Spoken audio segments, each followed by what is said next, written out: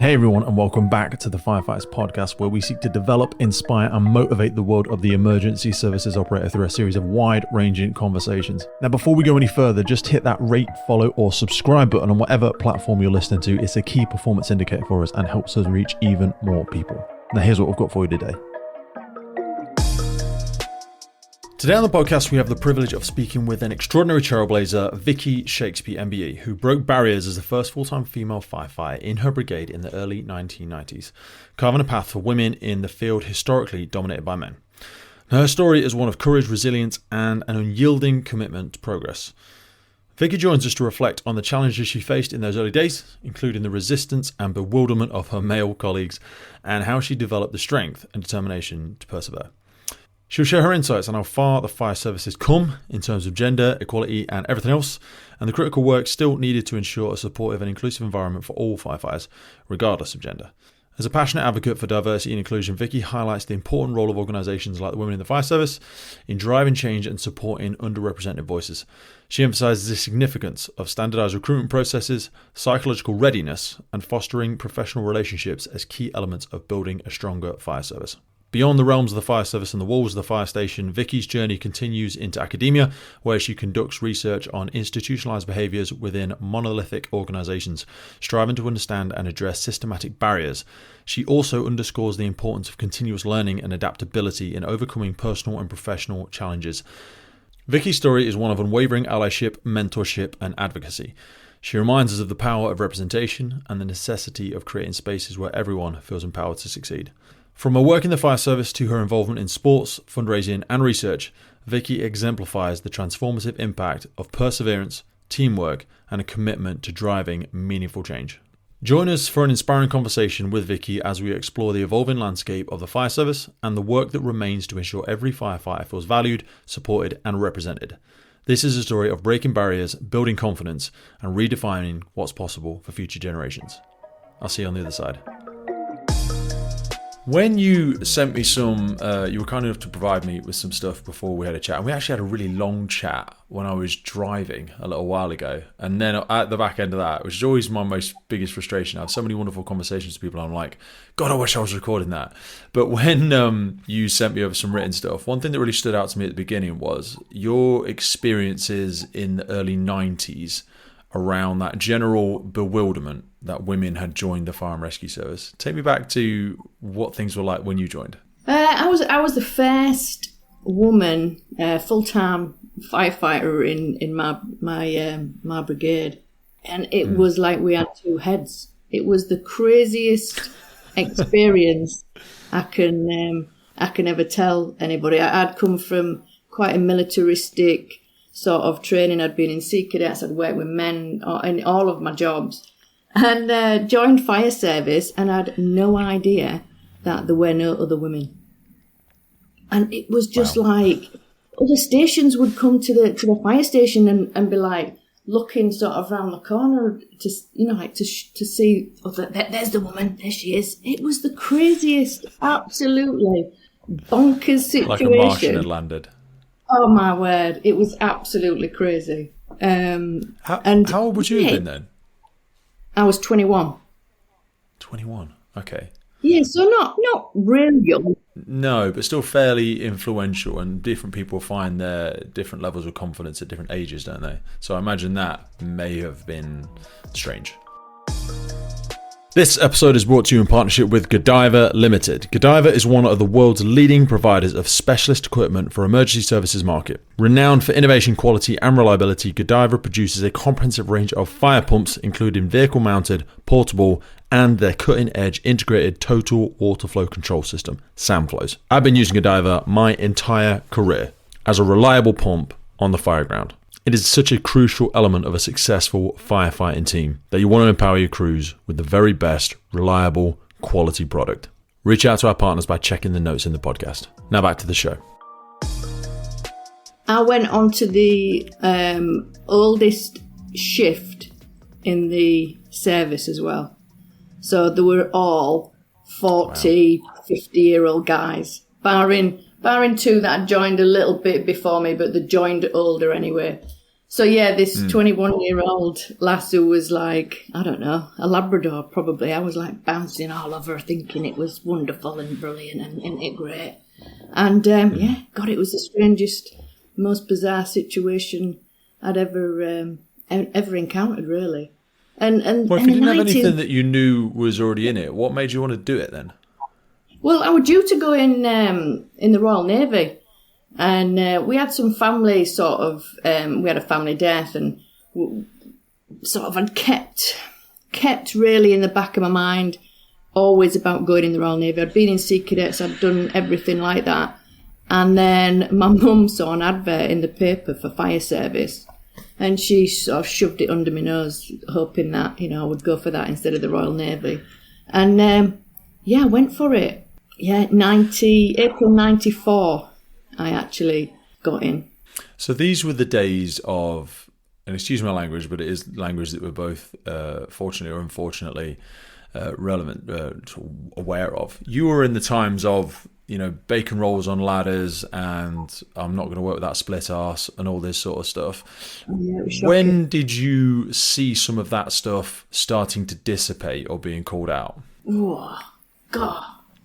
Pete, that's really difficult. I don't know if... Or do you think it's still there? I definitely think it's still there. I don't think anybody is as bad as it was overtly. I don't think people are as stupid as that to still keep doing it. But look at the news just recently, what's been said on WhatsApp and groups like that. People are still saying it. They're just maybe underground with it. There are a lot more allies now than there ever were before. But even going back, 30 years to 94, I worked with a really old shift of guys, and I had some brilliant allies. These older guys who probably had kids my age were brilliant. So there's, it's like anything. There's good and bad everywhere. But yeah, it was very, very in your face. The comments were not really said behind your back. They were said, straight to you, and to everybody else that would listen. And you just developed this skin of a rhino. That's a beautiful way, perhaps, to look at your resiliency in hindsight. But I also think of how many people didn't join when you did, how many women certainly, because maybe they hadn't had the sort of upbringing you'd had, or they didn't seem to have the same sort of tenacity or perseverance or blind optimism, or however we want to term it. But I remember someone saying to me a little while ago that it's easier to be a great man than a good man. And I didn't entirely know what they meant at first, but when they elaborated on it, it was like, great men, and even great people as a generality, Margaret Thatcher being one, we speak of them and idolise them and stuff like this. But like Hemingway, great writer, terrible person. Churchill, great leader, terrible father and terrible son, if you've ever read any of the things about them.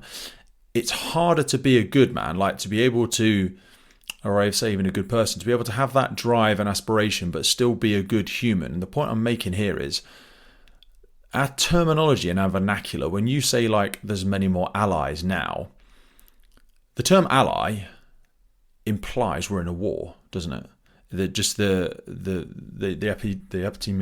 epidemiology of that word is we are in a war with something, and this person is on my side, because there is sides, And I wonder if it's less about being an ally, because when you say there's more allies, I think to myself, because I recorded with him at Women in the Fire Service, and when you're doing it, it's almost hard to articulate, because I said to him, you've won this award for being a great ally. I forget what the exact wording of the award was, but I was like, isn't it just about being a good human? But then I also don't know if me and him both have children, and I have daughters, he has a daughter as well.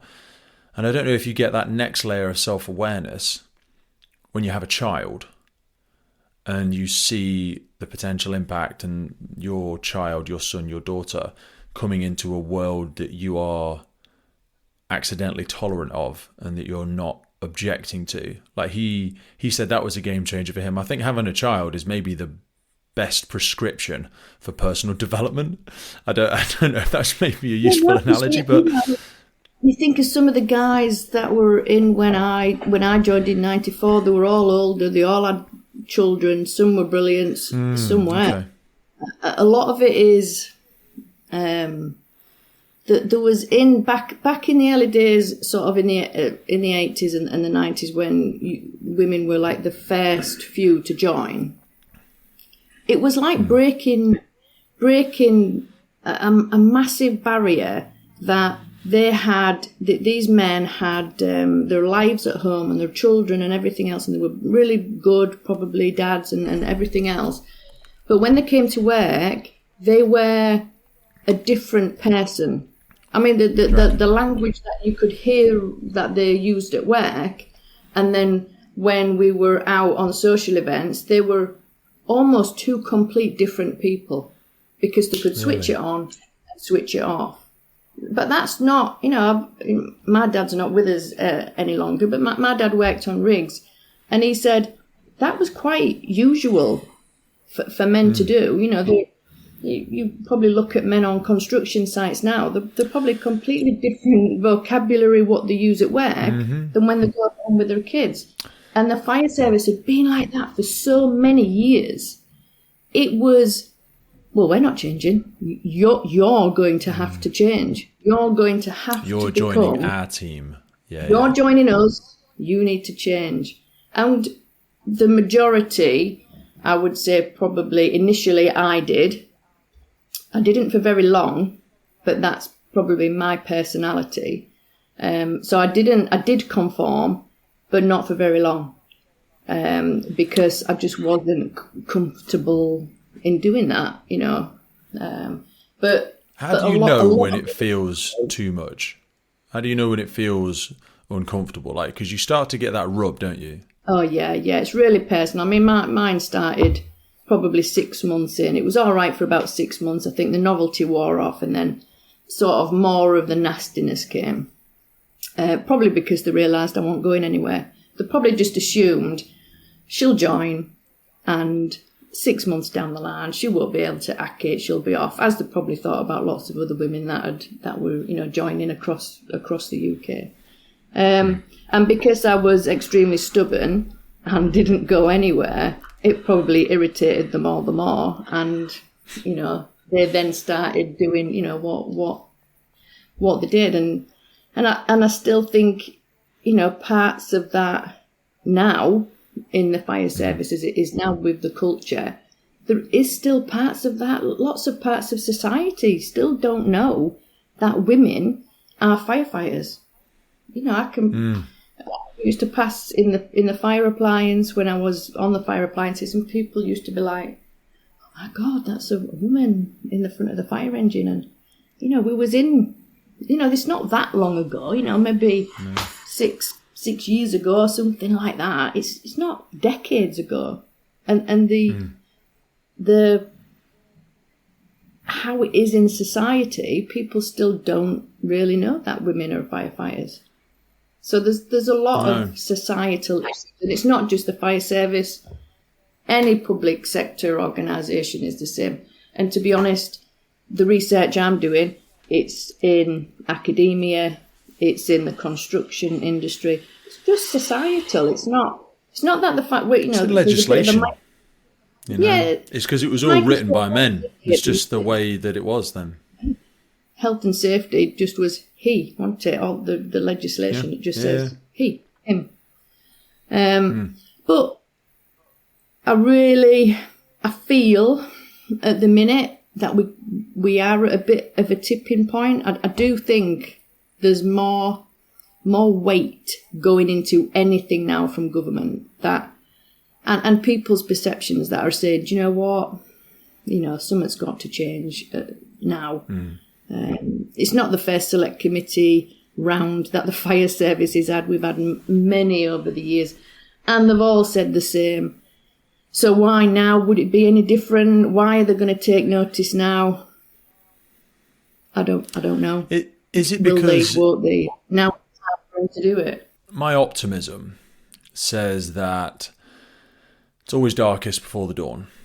And because of all of the cultural change that we're going through now, and I think we're at a very unique place with recruitment as well, kind of at your window actually, from the 90s to the 2020s, we're hitting that 35 year window whereby we are having a lot of retirement, and it's very much a changing of the guard. That's why, another reason why I wanted to have you on, because I think we're at the crest of a wave that has very much the potential for change in lots of things, in policy, procedure, culture, general behavior, a higher sense of psychological safety in our organizations where they are more equitable, more inclusive, and give people an opportunity to stay and thrive and grow for a lot longer. And I think with the development of technology as well, it's harder to hide. And as much as like we referenced those WhatsApp messages between some senior leaders quite recently, initially I read it with dread and a bit of embarrassment, not because I knew them, but because they represent me, really, not in their beliefs or their behaviours, but they're men in the fire and rescue service. And I almost didn't want my wife and my daughter to read it and to continue to have that shoved down their face, that because we don't get any positive news out there, I feel like we just see the bad news. And I don't know about your personal experiences, but for me, this is a very small number of people that are at the very worst end of the spectrum. But that's the most salacious and emotive bit, isn't it? So that bit gets it's the spin that some of the government want to sort of to make the reform happen. So they will focus on all of the negative. That's always been there. Those people, I mean, I don't know them, and they're not even, they're not the only ones that have done it. There's, there's unfortunately quite a few that have done it.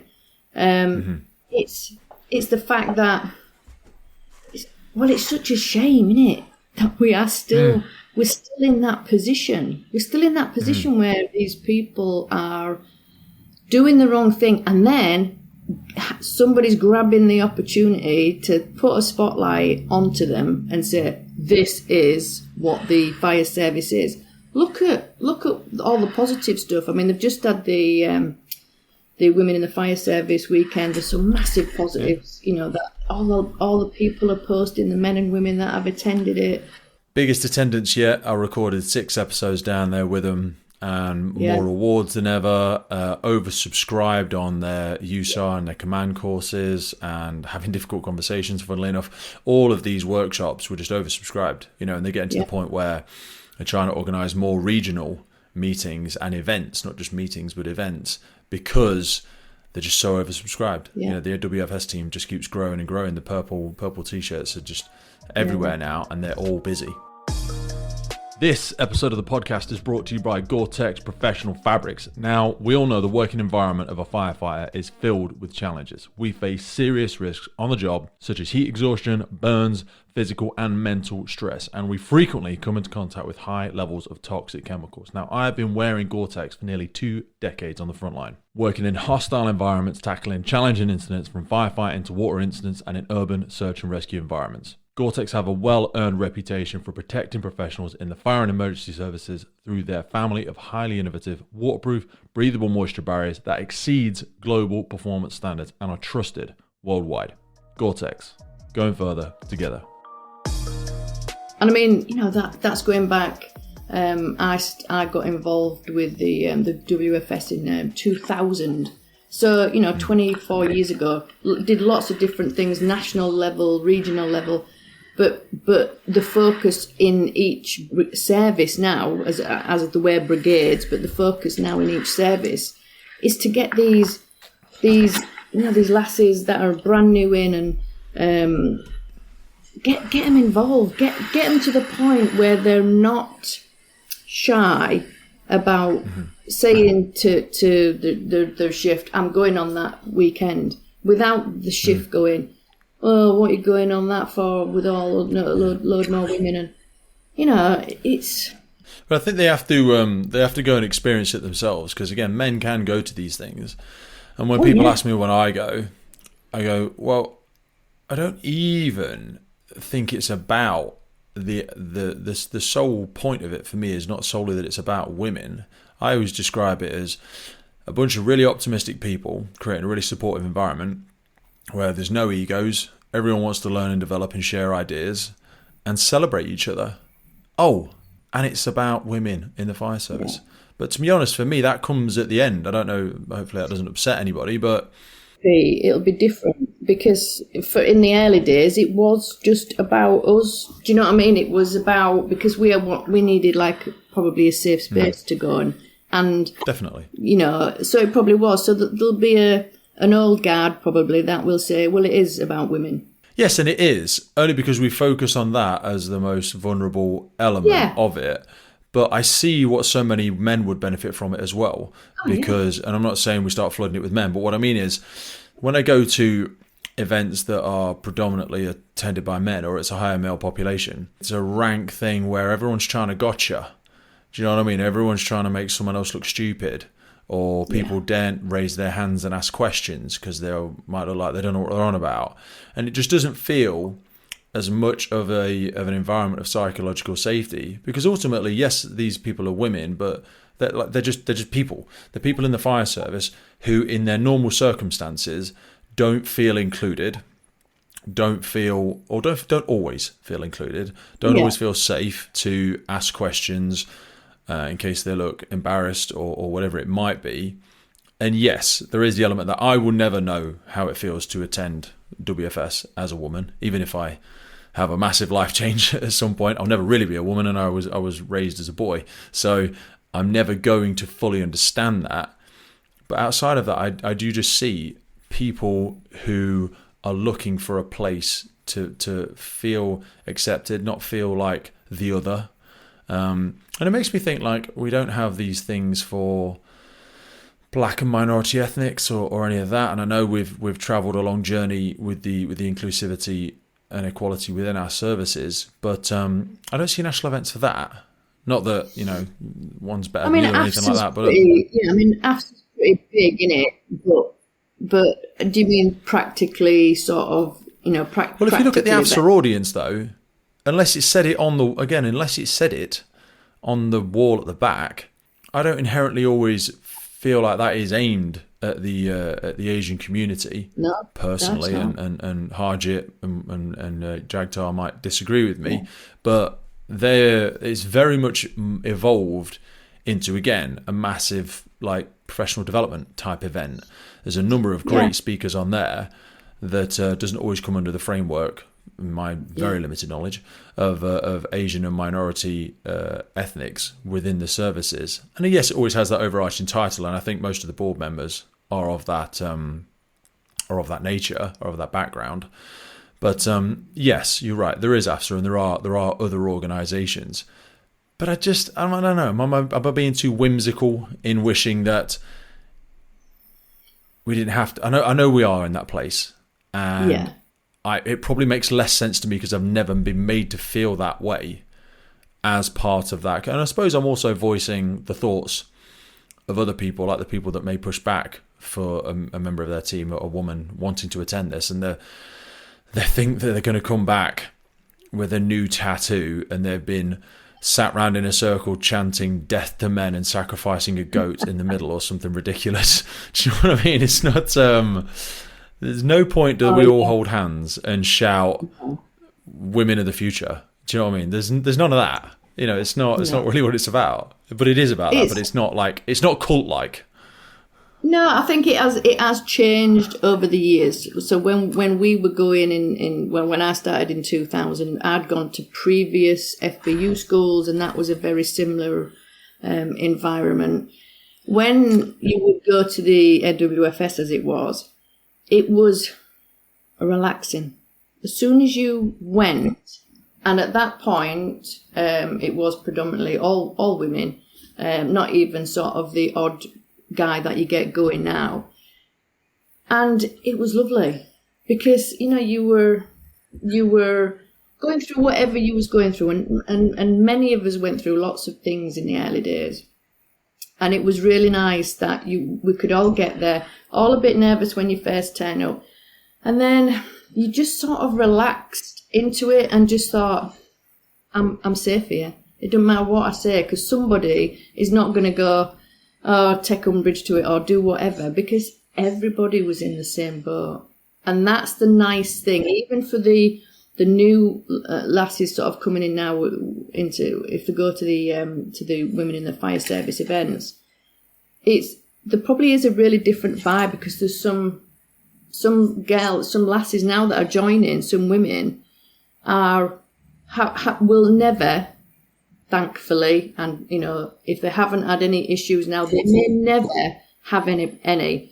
And when we very first started sort of trying to get women to go to these events, we were saying, let's hope and pray for the day that we never have to have the women's school for FBU or the NWFS. Let's hope for that day.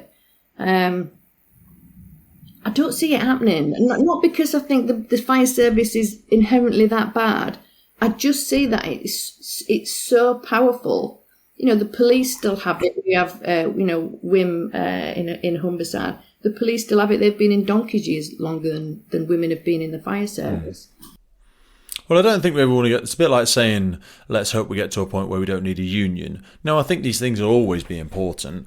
Once it's been recognised, it's very easy to slip back into that, because you just get complacent and you start to forget about these things. It's a little bit like in a marriage or a relationship, there'll be an imbalance at some time, and unless someone calls it out, and if you're not emotionally intelligent enough to recalibrate as you both go through the continuing chapters of your life, then it's very easy to take things and people for granted, which can very quickly slip into forms of abuse, which historically, like we would see against women in the first responder sector, because there was nobody there standing guard, if you know what I mean, who representing and being a voice for it.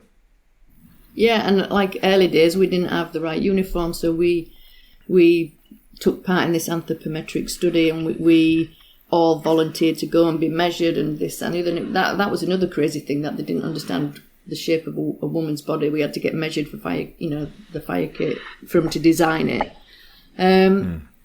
So they will evolve all of these groups now, and they will push them further and further, and you'll get more and more senior women going who have had really positive experiences, bringing this new generation of young people in that will have a completely different mindset and won't be frightened to attend events and won't have that backbiting from the shifts, because you've got normal human beings working on shifts that aren't insular and aren't in that bubble of, I come to work and they're all men and I will say what I want to say and you will conform to what our shift is because you're the outsider.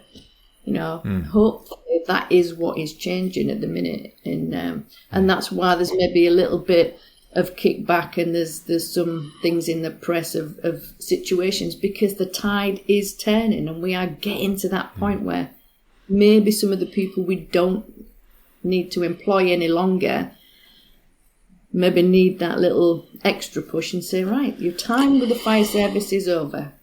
Let's make way for new people to come. Do you think we've got a tight enough net when it comes to warding off those people? Like, I really think, personally, my view is not yours, recruitment isn't really that great. Like, we don't seem to have a standardized approach for interviewing. I don't think we go very deep into the psychometric or psychological testing elements of it, even for elements such as trauma, people's susceptibility potentially to that. I think we're just grateful for whatever we can get these days, because recruitment has taken a hit, and I worry that it, ironically, as we have lots of mass retirement, we may struggle more with recruitment because of the bad press. Do you know what I'm saying? So I feel like we're burning the rope at both ends. What's your thoughts been on the way you've seen recruitment change over the course of your 30 years? I mean, we used to get 1 or 2 women in every other year, and it used to sort of crawl along, because there were very, very physical tests, Yeah. It was a bit stupid, really, some of the tests that we did. So then Did you have to do the chest expansion stuff as well still? Yeah, that was when you joined. You had to have this chest expansion. Oh, I mean, it was just... But I mean, even now, the bleep test that is part of it, and the gas analysis test, they're incredibly... My opinion is they are incredibly, what's the word I'm looking for? That the women have to be so much fit. Mm-hmm. Especially if you have to be in a higher percentage of a fitter woman than I mean, I think on the scale it says elite athlete, and I mean, so some of the women that joined fire service, I mean, I was fit, but I mean, some of the women that are joining now are probably what you would class as elite athletes. But how many women are of that fitness and want to join the fire service?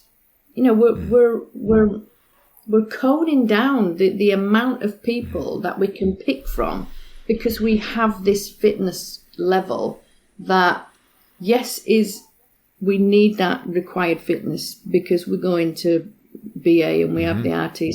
So I've been in 30 years. I'm an advocate for being fit enough to do your job. But the level of it, when I joined, the level used to tailor down as you got older. Well, that's all changed. So you as you got older, your bleep test got lower and lower because your experience took over. You weren't probably the first person that went in BA when you were 45 and 50. That the younger people coming through were doing that. So as you got older, your fitness test sort of tailed off. So instead of the 9.4 or before that 10.6, whatever it was, you were doing 7.4, and then I think when you got to 50 it was something like 6.4, because you've got everything else that that compensates for that fitness level of when you're 18 or 20 or whatever, and you're running around a BA chamber because you're not really quite sure what you're doing and you're headless chicken. Yes. As you develop up that experiential curve, you become much more efficient with your movements and stuff. But I want to spend a bit more time here. Let's work on trying to round the horses and sort of square this difficult circle, because I'm going to push back, because I think it's important for people that are listening and going, well, okay, but there's some underlying assumptions we've made there. A, people get better as they've been in for longer. Yeah. Depending on their experience, depending on their passion, tenacity, continued interest in the job, depending on their development, if they choose to go for promotion or not. Like, we used to have it where you would just become a driver now and you would drive. Again, there's pros and cons for that, fair and not fair. We had greater capacity in our backroom staff, community safety educators, hydrant technicians, things like that, working in stores, at workshops, whatever it might be. We would have ability to transition people into those roles. Those roles have significantly shrunk and are also, rightfully so, offered to Green Book staff. So people who don't wish to be operational at all and they're 21 can also come into the service and saying, well, no, because Janice is 60 now, she gets your job. And also, if you do choose to stay as a firefighter for all of your life, and again, this is, and push back against me again, please do, because this is the ridiculous end spectrum analogy where the public's getting heavier. Generically, the public's just getting fatter and heavier. People stuck in their homes, bariatrics, or even just the general person that has a fatality in a fire, which is very small. It's a very small percentage of the job, maybe 2% of what we actually do as a firefighter. But those people also aren't getting any smaller, because, bringing them down and training with 55 kilo dummies, I think is stupid, in my personal opinion. That's less than 10 stone. We're teaching people to deal with, and in the infancy of their career. Now, if we said scale it down or get smarter, or use your casualty management straps more efficiently as you get older and all that sort of jazz, and you don't have to work as hard because you know what you're doing, I think we're starting people at too low of a level, in my personal opinion. And also, just to overlay another question onto that, we had a lady called Nikki Woods on the podcast recently. She's written a book called Man's Guide to Menopause, and I found it a very interesting conversation, because the science states around how women specifically, but also men with I think it's called andropause, or I forget what the male relevancy of it. But she was saying how they will get weaker, muscle density, fat, all of this sort of jazz, struggles to sleep in generally, and the deterioration shift life will have on their body. Are we inherently just setting everyone up? And then to zoom in a bit more, are we setting women up to fail, saying you could be a firefighter until you're 55, 60? All really good points. This episode is brought to you in partnership with MSA Safety. Today we have them to thank for the improved firefighter safety through connectivity in their brand new connected firefighter system. At the center of the connected firefighter platform is the MSA M1 SCBA with telemetry. That integrates straight in with the Luna system, which is a wireless all-in-one device creating an independent search and rescue network, providing edge detection, enhanced personal thermal imaging, while simplifying post-scene reporting and data retention. All of this then plugs into the FireGrid system for cloud-based connectivity, real-time information, and data-driven decisions for the incident commander. MSA are truly taking massive strides in the future of improved firefighter safety through connectivity in the brand new MSA Connected Firefighter platform. Now back to the show. We sit and talk about things as women and as men, sort of around the mess table, and we talk about it all. What's the best thing? What this, that, and the other. You're absolutely right. When we joined, we had a higher level of fitness than when you joined in your 20s, right up to 30, and then it would start to scale off. So it was 10.4, then I think it went to 9.2, and now it's 8.8, I think. So we were inherently fitter when we joined at 20. So thankfully, I have had probably an easier time because my fitness tails off as you get into sort of menopause and older anyway. So I've had a bit of a cushion because I have been relatively fit. So that's good. Like what you said, if you are joining now and your fittest is 8.8 and you have to maintain that for your 35, 40-year career, that might be different. We do, obviously, as women, go through perimenopause from late 30s, some people, 40s into your 50s. My goodness, that affects your fitness. And when we joined sort of 80s, 90s, yeah, you sort of maybe thought about that, but that was never on anybody's radar, that when we joined in our 20s, how many 20-year-old women now think about going through the menopause? Not many. They might know about it and hear about it, but it's not something you think about because you think you're indestructible, don't you, when you're 20 and you're lifting and you're climbing ladders and everything else. It's only as you start to get a bit older that you think, right, and you're looking for the 20-year-olds to say, right, come and take this casualty because,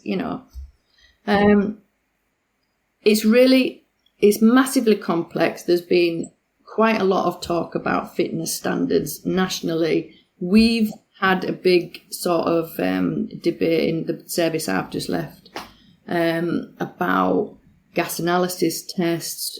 We were asking a bit too much for them to get in. We were, Humbersards are also, you're not just talking about full-time firefighters, you're talking about on-call firefighters. So these are people who have maybe a business or their the fire service, their second job, that level of fitness to get through and past and then come and do 2 hours a week and provide your fire cover. There's really negative parts about this fitness test and maintaining it all the way through to the end of your career. I do think if they brought back in that fitness test that does sort of tail off as you get older, bring it back so that when you're in your 20s, you have to pass 10.4, 9 point whatever. Bring that back in. If you think that we need this curve, bring it back in and then let as you get older, let that tail off and let your experience sort of, because I tell you what, the amount of, like you've said already, the amount of people leaving this service, the UK fire service at 50, 55, because they have to, because they just can't maintain that level of fitness, is a waste. It's an absolute waste. You've got people, men and women, that could carry on for another 5 years. Just tailor the fitness test for them like we always used to. I don't understand why we have to just keep it. I think we know it's failing, and we're not doing anything about it. I think it's a very interesting topic. It's probably something we're going to have to expand on with the team, the FireFit team, and the national steering group, because it is a very difficult challenge, and it's really emotive. It's really emotive for firefighters. Very emotive because it feels very personal. It feels like a personal attack for people, doesn't it? Yeah. Talk to me about being in the spotlight, because fortunately or unfortunately, for a lot of your career, you've been the first in many places. You know, you were the first female firefighter, as an example. You were the first female to become a leading hand. You know, you did that in a short period of time after only a few years, really. And then as you moved up through those ranks, there was always somewhat of a spotlight on your career. Maybe people are wanting you to succeed, but likely more waiting for you to fall flat on your face. As you saw people coming in behind you, because they still get this in some services now, where they want you to be a poster child. And when you see the International Women's Day and stuff like this, let's get them all on a truck together. I get it. I do get it. It's a great opportunity to celebrate something, but I know a lot. I would say the higher percentage of female firefighters that I know would be horrified at the thought of being plastered around as something other than a firefighter. Talk to me about the good and the bad and the ugly of having that spotlight upon you, and why you felt the need to reach out to those that came behind you and be an ambassador, a shoulder, an advocate, maybe a bit of an umbrella at times to avoid them getting hit by some rocks. Even just thinking about it then, it sparks up sort of emotions. It's a real, because the journey has been so difficult sometimes. So when I joined, and lots of the other lasses joined, there was nobody else. So it was really lonely at times. And when we started getting a few more women in, I mean, I was always sort of at the forefront of everything, because that's my personality. That's just how I am. I just want to do new things. And so inevitably I was the first that did, most things first, LF first, Anyway, when then new women join, I was all for, because I knew how bad it felt.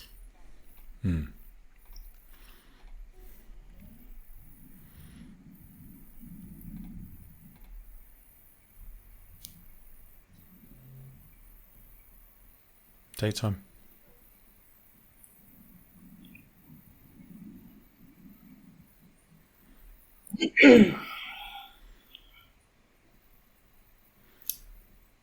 I didn't want anybody else to go through that and feel it.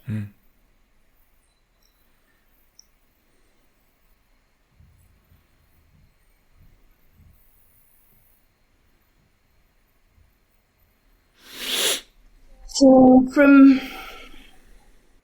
real early, shine a light on what you're reflecting on there. You haven't got to go into specifics, but for people that can't see our conversation, you looked as though you're wrestling with pride, remorse, regret.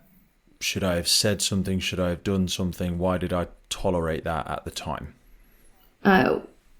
I just tried to fit in, as hundreds of other women will in lots of different jobs. You just try and fit in, and you just want to do the best job you can.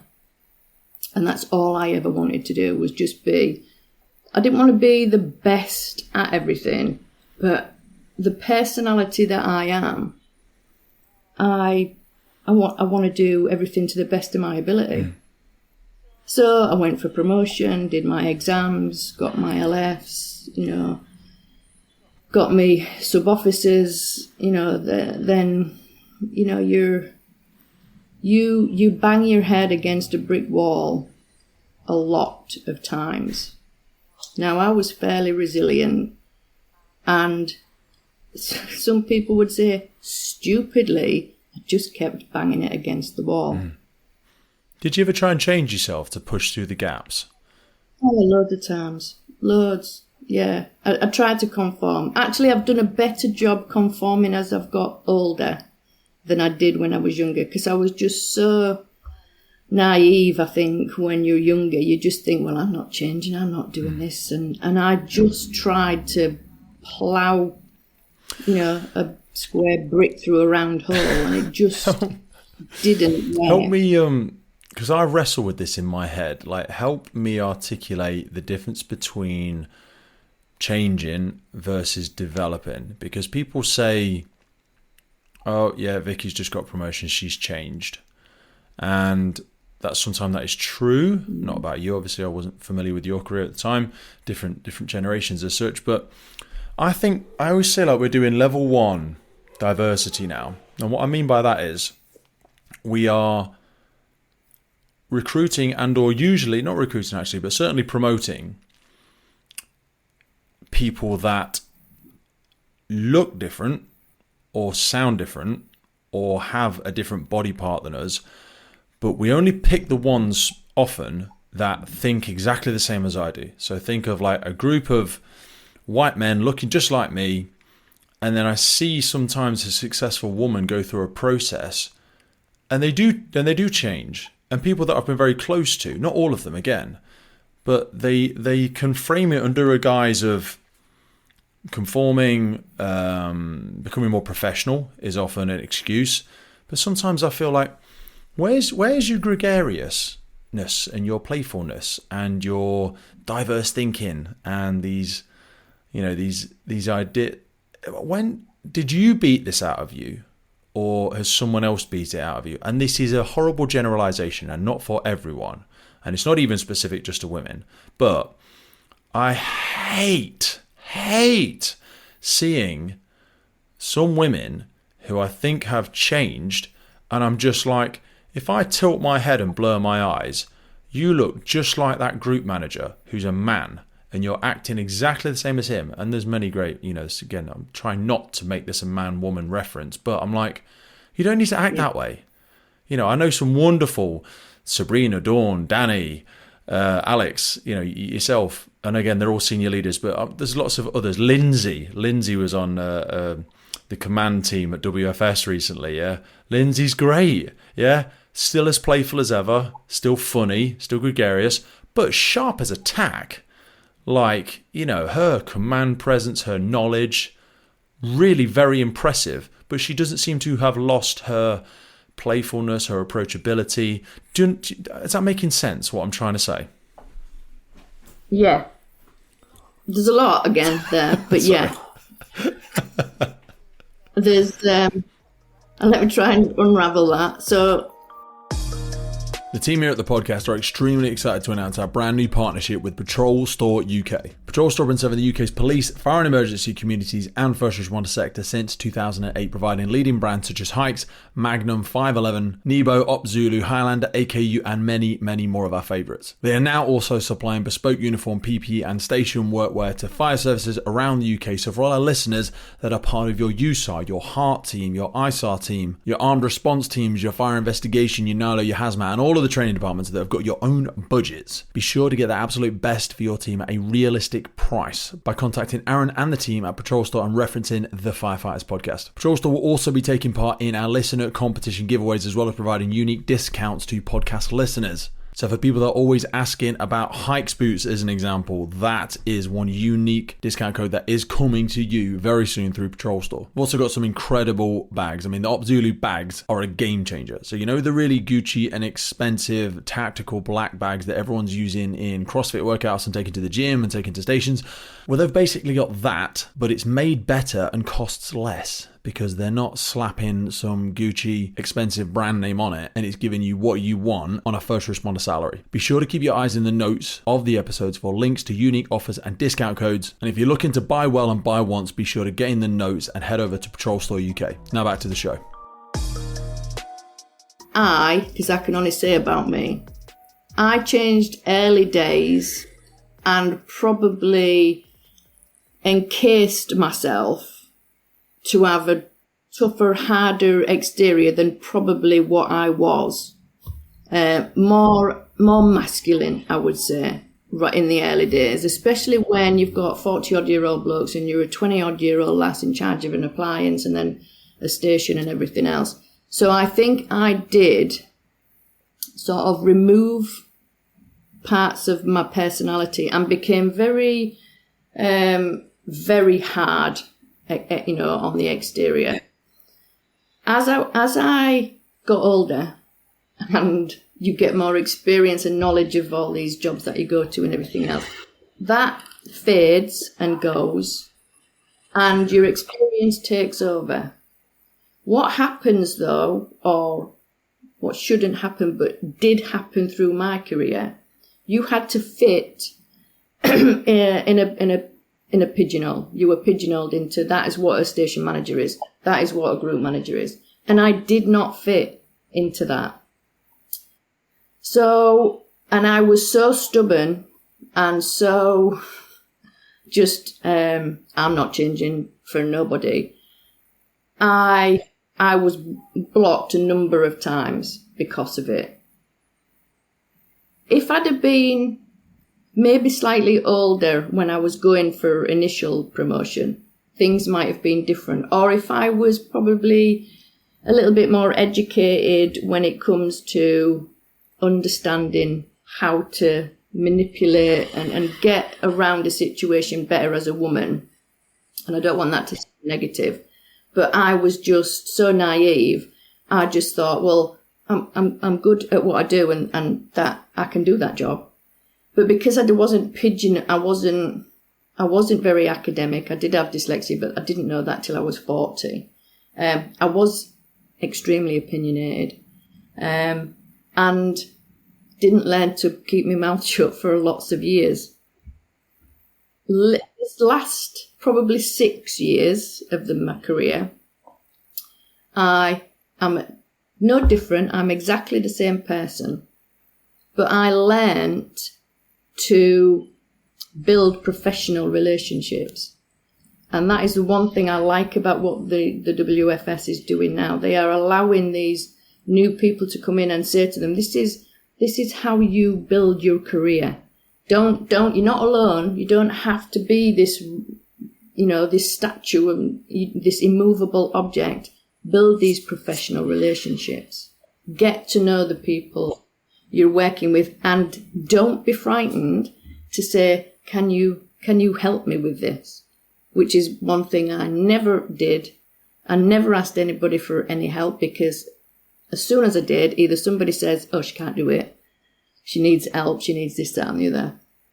Or I felt as though, because lots of men help each other, but I felt as though I couldn't. And I never ever, when you going back to your really early question, when I couldn't quite get it out, I never ever wanted anybody else to feel like that they didn't have anybody to go to, because I didn't have anybody, apart from other women in other services, because we were quite a close-knit group when we were all new. I never had anybody. So I vowed really early on, I think I was probably only about 4 years in, when I was doing the FBU schools and later sort of the networking stuff. I vowed that I never wanted anybody to feel like that. So I sort of went out of my way to pester these new people that was coming in saying, get yourself off to union school, get yourself off to here, go and do this, go and do that. Almost to the detriment of people were like, oh my God, she's at it again.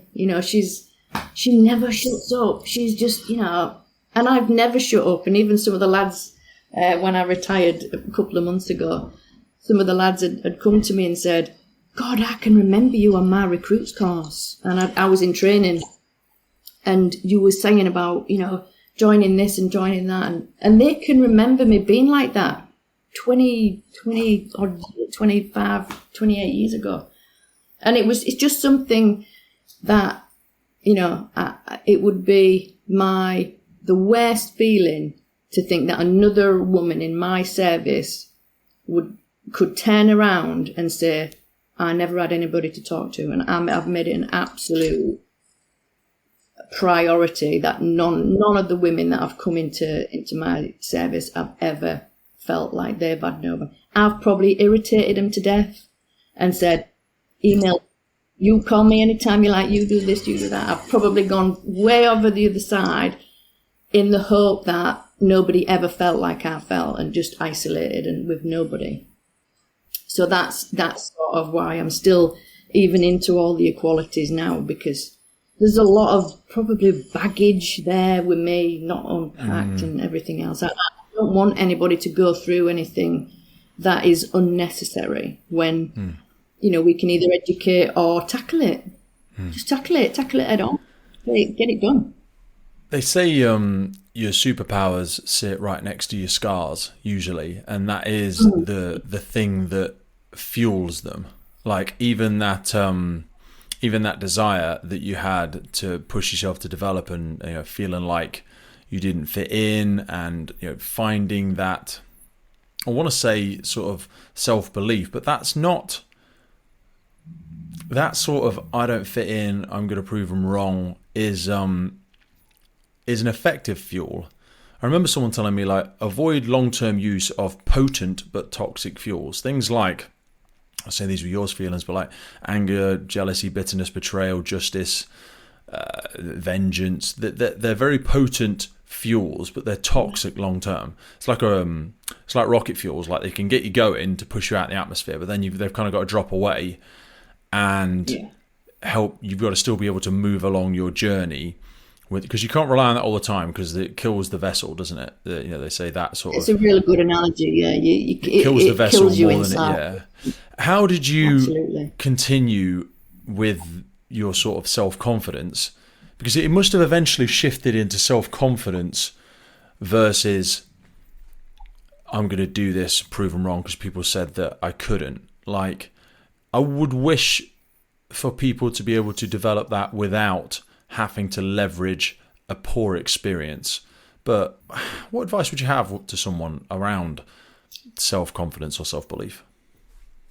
See, I hope now that the women that are joining and the men that are joining have so much more support than what we did. So they may not have that, people are looking at me, people are not, they're saying I can't do this, and quite a lot of the women in our brigade, they've got excellent male and female watch managers that are saying, off you go and do it. There's none of that. You'll wait for 5 or 6 years. You'll get you'll do your time. You'll do this. You'll do that. If there's something in somebody, that they've got something about them, and you can see it in most people. Push them through. They're going to make excellent leaders if they've got it in them. Yes, you need to have an understanding of the basics of being a firefighter.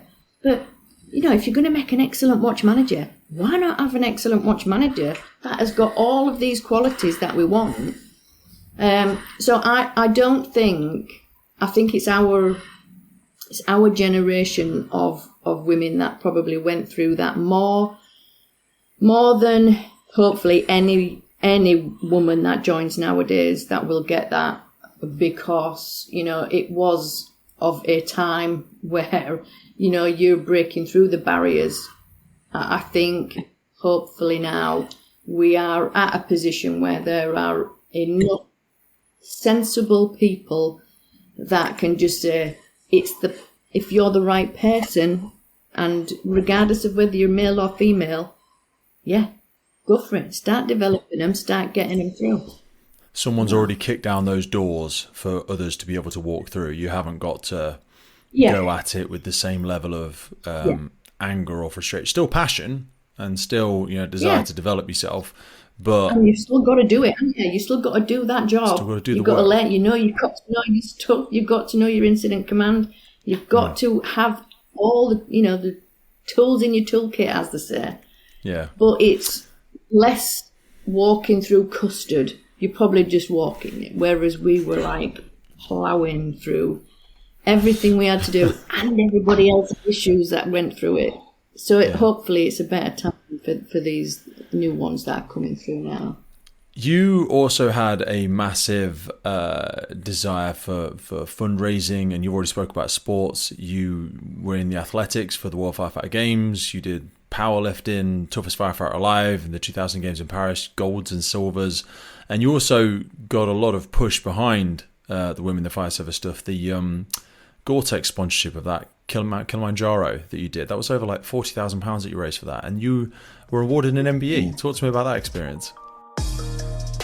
Ever heard the quote that true leaders are readers? Well, we believe this is true. Listeners often ask where we go to keep our finger on the pulse of what's happening in the sector globally. So there are a few key publications which I encourage you to go check out. Now, if you're looking for insights on disaster management, fire protection and firefighting, for us, we go to Asia Pacific Fire Magazine. And when you're looking for the latest on the Middle East fire protection industry and fire services, it's Gulf Fire Magazine. And our quarterly check-in is with International Firefighter Magazine, reporting to municipal, industrial and fire training professionals. Now, next up, I'm widely accepted to be the global voice for passive and active fire protection. This is a good one. It's International Fire Protection Magazine. And finally, and perhaps the most relevant to our predominantly UK audience, I'd strongly suggest subscribing to UK Fire Magazine, reporting to the United Kingdom fire protection industry and fire services. We're really excited to announce that after a long-standing relationship and mutual respect, we've now partnered with MDM Publishing, who bring you all of these essential publications. Because in a world of change, the learners shall inherit the earth, while the learned shall find themselves perfectly suited for a world that no longer exists. Eric Hoffer said that, and I believe he was right. So keep growing, keep learning, and keep yourself in the know and at the cutting edge of what's happening globally by dropping into the notes. And as a gift from the podcast, you can actually subscribe to any of these publications for free using the link in our notes. Now back to the show. Yeah, it was great. The fundraising part sort of comes from and getting everybody involved is because I've got that crazy personality that just nothing, I've always got to have something to do. So, just give myself another job.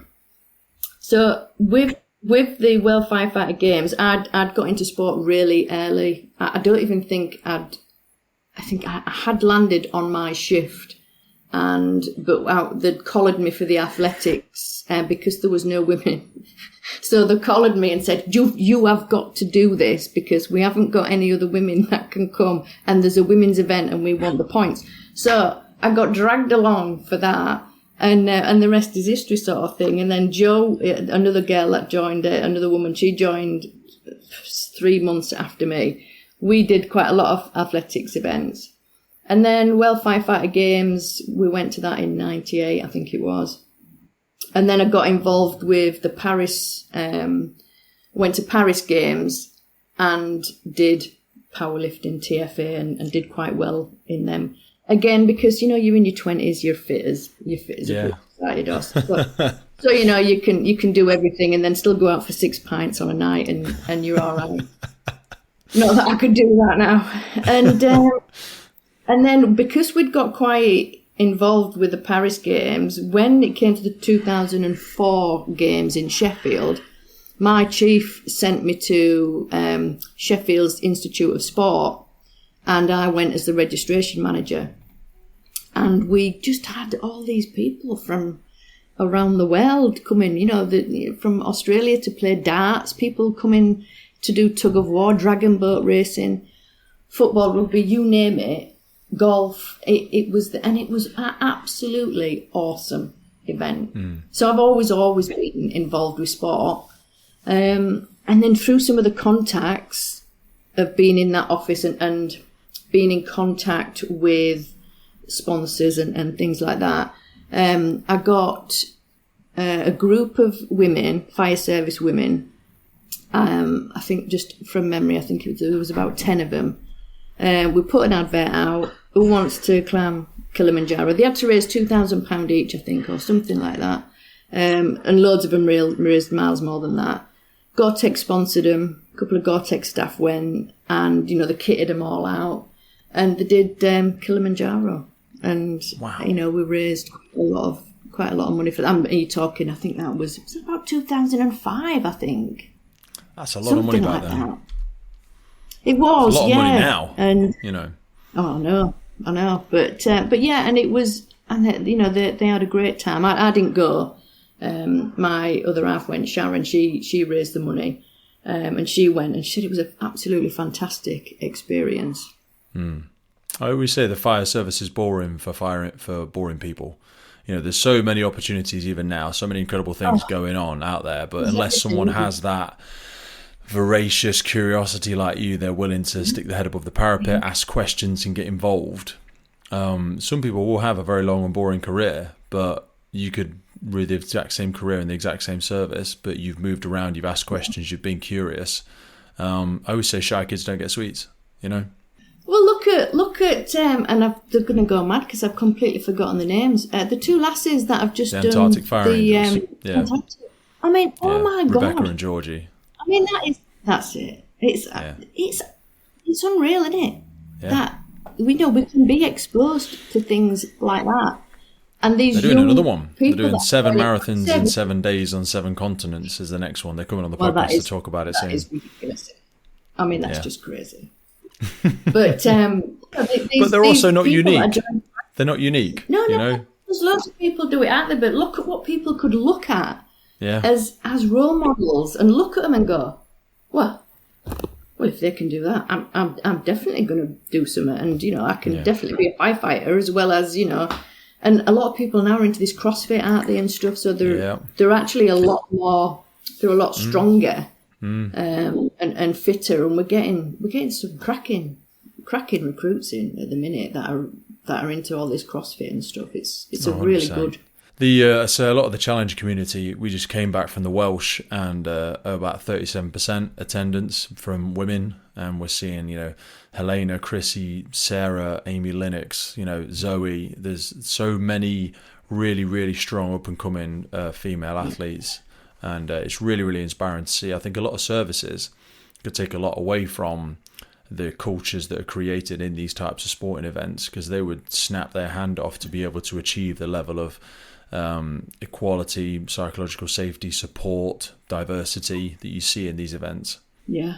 What's an absolute no-brainer for getting people sort of in that mindset and that team building and the positive sort of effect it has on your mental health is second to none, really. I think it's great.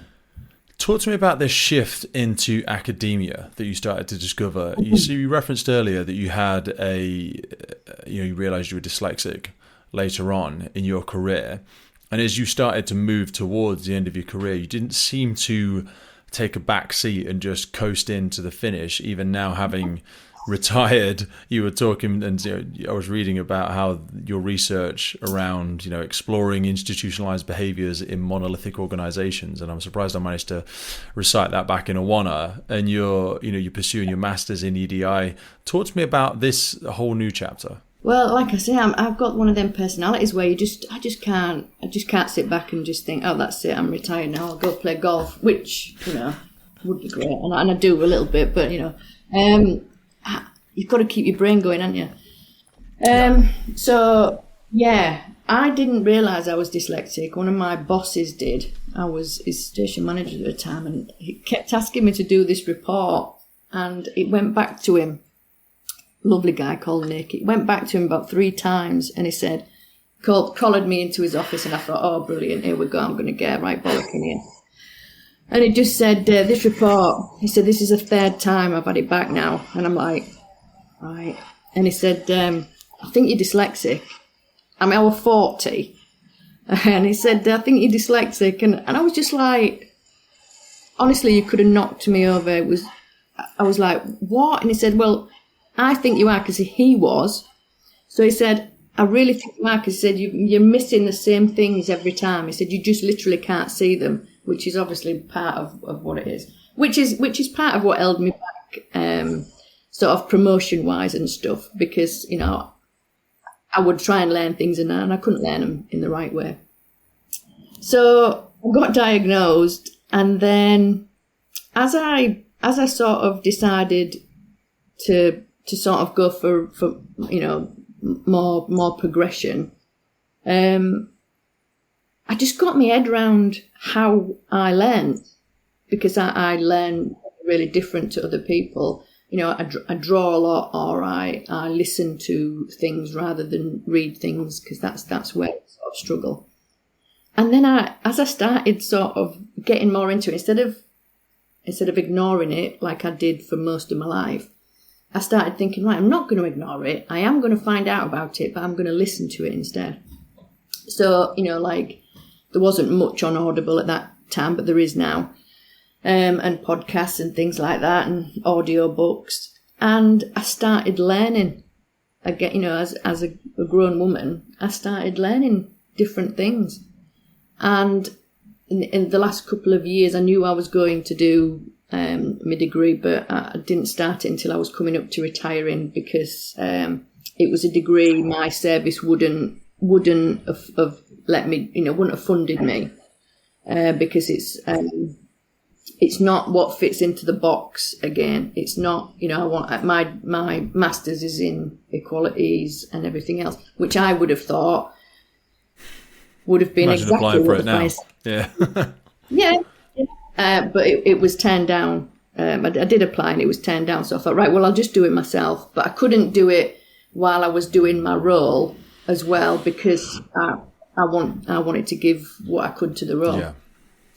So, so I'm now going through I've just submitted my ethics application. So I'm going to start interviewing shortly, just a small amount of people on, as you say, institutional issues in monolithic organisations. Yeah, what not does necessarily that mean? just that is a very heavy term. Well, it is, and that's the beauty of research, is until I interview this group of people that I will be hopefully asking for in a few months. Mm-hmm. The research comes out of speaking to those people.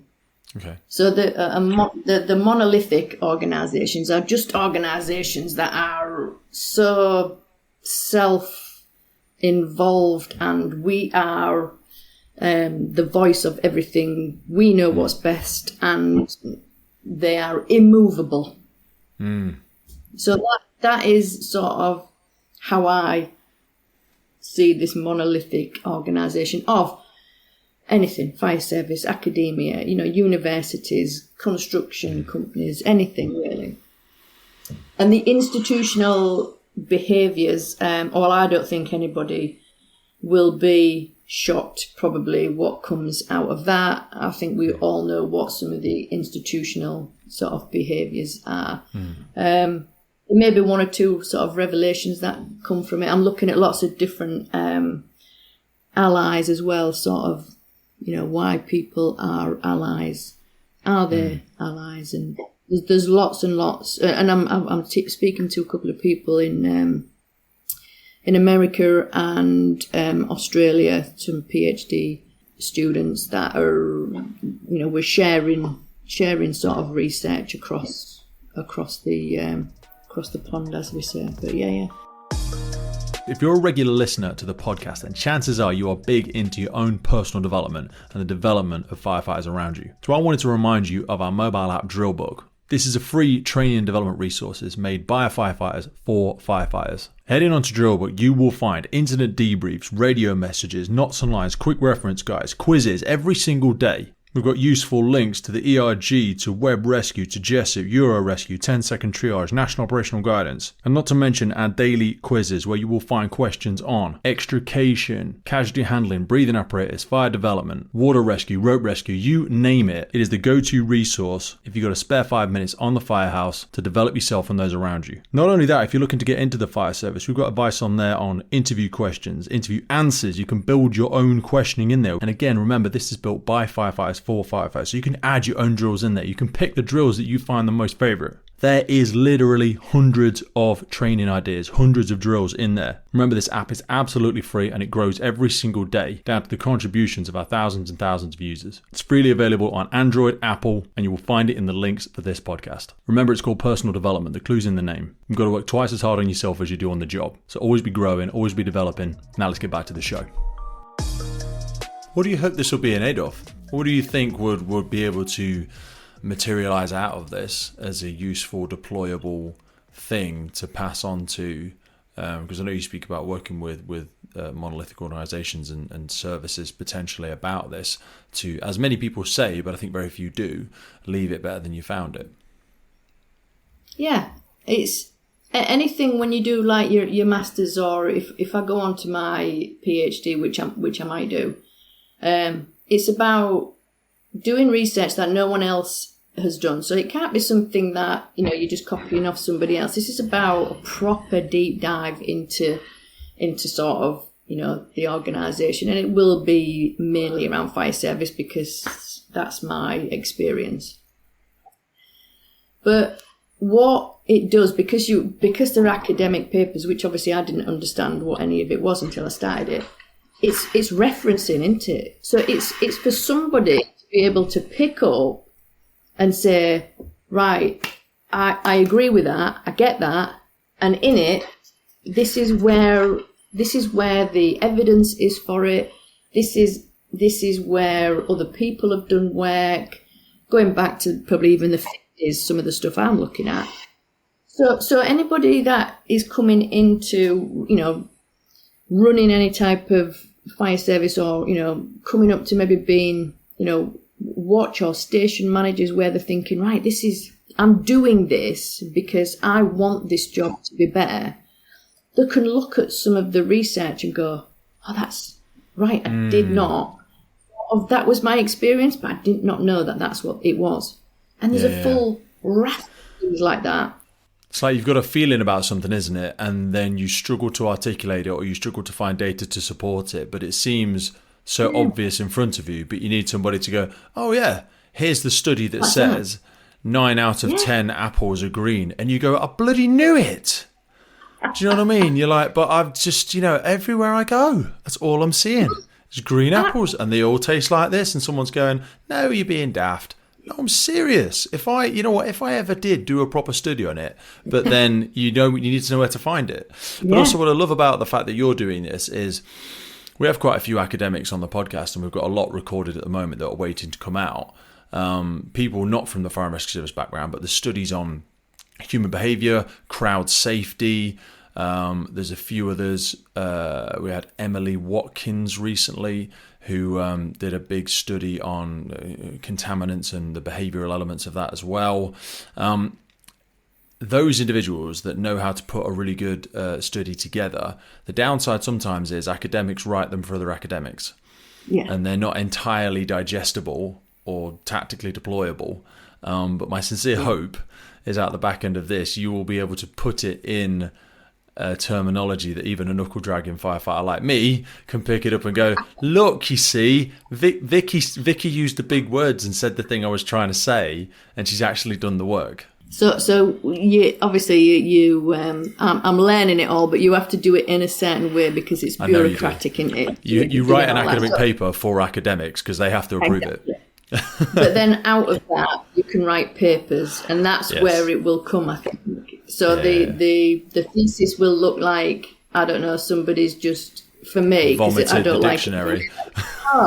It's just, there's words on there that I've just thought, God, I don't even know how to pronounce that. I'm dyslexic.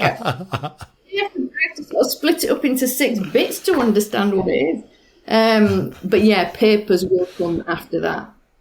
And the more sort of I'm learning, I found something out about something called misrecognition, and it's about like what I did in the early days, about how we make lots of excuses and go, well, that's just how it is. That's I'm going through this, and this is the experiences I'm having, and no, it's all right because that's just how it is. And we're just going to plow on. We're just going to keep going. This misrecognition that we have, that that for God's sake, don't rock the boat, don't do anything, because that is just, let me just keep my head below the parapet just for a bit longer until I can, get out the other side. So there's loads of stuff like that, and I was reading about it, going, that's me, that's bloody me. I did that. I love stuff like that. Those elements that give you insights, and like you say, they just help you be able to articulate what you're struggling with. I read one recently about Goodhart's law. I don't know if you know what Goodhart's law is. It's when a measure becomes a target, it ceases to become a good measure. And I think of culture in this way sometimes. If we're trying to measure culture purely through targets of getting more women or black minority ethnics, when you try and make it into a metric, it ceases to be a good measure because people will gamify it. In other words, when we set one specific goal, people will tend to optimize for the objective regardless of the consequences. And this leads to problems. Really good example of that, Pete. Sorry. Really good example of that. Years ago, we had another thematic review. I can't remember what it was, but it was early. And it said 18% of the fire service needs to be female by, I don't know, whatever year it was. I mean, it's probably gone years ago. And, oh my God, it was crazy. It was crazy. Recruitment went crackers. It was just really negative time because all anybody was bothered about is when we had HMI, all anybody was bothered about is reaching this 18%. Thankfully, it did, it didn't last very long. And we're still not even anywhere near that now, are we? No. Another one, sorry, before we close, it's a great one that I thought about with the same element when I see some people's bad behaviours or what we perceive as bad behaviours was Hanlon's razor. I read up around that recently, which was never attribute to bad intentions that which is adequately explained by ignorance, incompetence, negligence or misunderstanding. We assume, and sometimes you see this when you see EDI presentations to older generations, and it was just the way that they were educated. It's not malice for some people. It is malice. Certainly when you get to that senior leadership level where they've had more than enough education, recalibration, travel, self-awareness and personal experiences of this. If it's still happening at that point, it's definitely malice.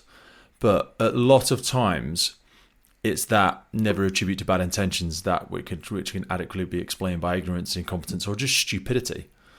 Do you know what I mean? Is someone maliciously doing this? Or are they're just complete? They say, and it's a lovely little word game, the difference between obvious and oblivious is very small. Do you know what I mean? People just don't get it until you point it out and go, yeah, mate, that's really offensive. And they go, oh shit, yeah, it is, isn't it? Oh my God, do you have any idea how many times I've said that? And just no one's been willing to call you out on it.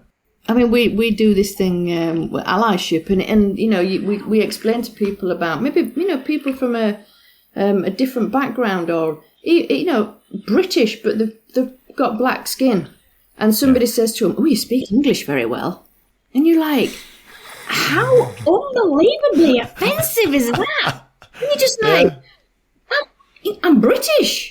Of course I speak English very well. You racist, ignorant fool." What's food like where you're from? What? In Nottingham? It's, we've got a chippy on the corner. I don't know what you mean. Aldi's okay. Tesco's closed down recently. I'm not fresh off the banana boat, Vicky. Honestly, it's just unreal, isn't it?